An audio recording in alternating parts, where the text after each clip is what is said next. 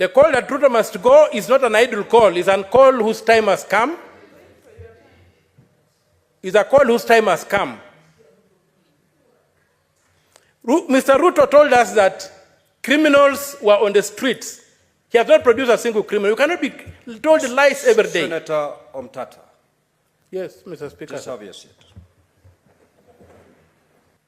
I made myself very clear on how we are going to conduct ourselves during debate on this motion. Inasmuch as we suspended points of order, I said let us be responsible in the way we debate and let us be factual. You cannot call the president Mr. Ruto. This is not a Kamkunji. This is the Senate of the Republic of Kenya. Proceed. Okay, I can call him Dr. Ruto. And President Ruto. I'm finishing. Dr. Ruto, His Excellency the President. Proceed. But he never ceased being a minister, so all those titles apply to him, if my English is correct. So I'm demanding that President Ruto vacates office as the only honorable thing to do. He's unable to balance a budget. It has collapsed. Everything around him is collapsing. So you cannot say that his juniors should bear the burden. The ball stops with him,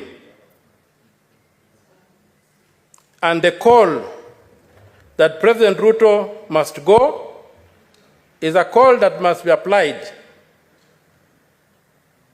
And as they say, a fish begins rotting with the head. So, and among my people they say, a river does not flow higher than its source. And when you look at the sun, you must blink. Justice is crying out.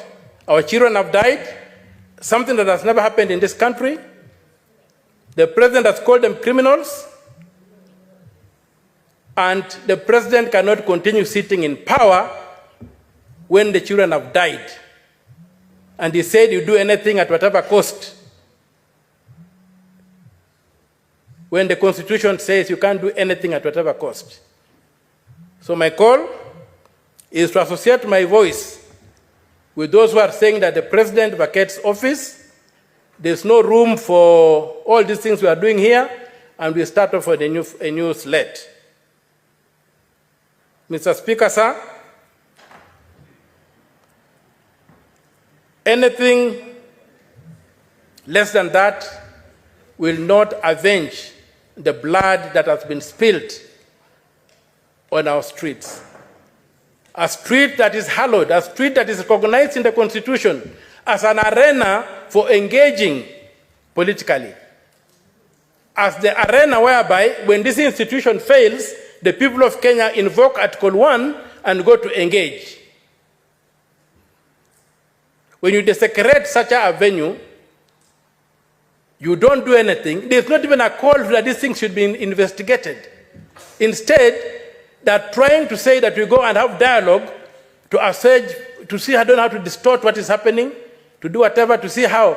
I just look at these people like prison guards who are fighting for who becomes the chief warden. Then they learn that there's a prison break. So they all forget about what they are fighting for. They say the first thing we must do is to ensure that this prison is not destroyed.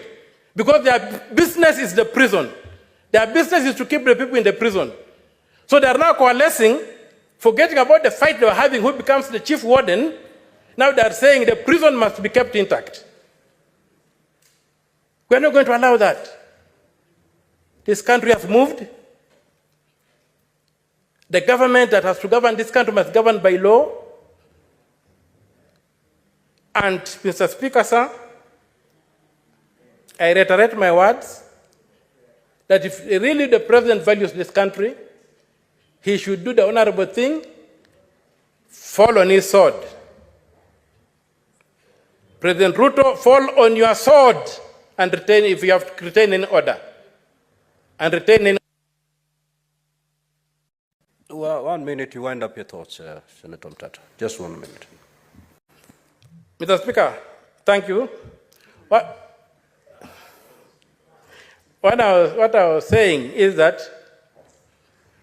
like in the old days of the Roman soldiers, when they felt that they had brought dishonor to the country, and they were even, the dishonor was so bad that they could not even let another person kill them, they fell on their swords and died. That's the only way they regained their honor. And the only way Ruto can regain an honor is for him to fall on his sword and let the Kenya Kwanza administration die, so that Kenya can have a new beginning. With those few remarks, Mr. Speaker, sir, I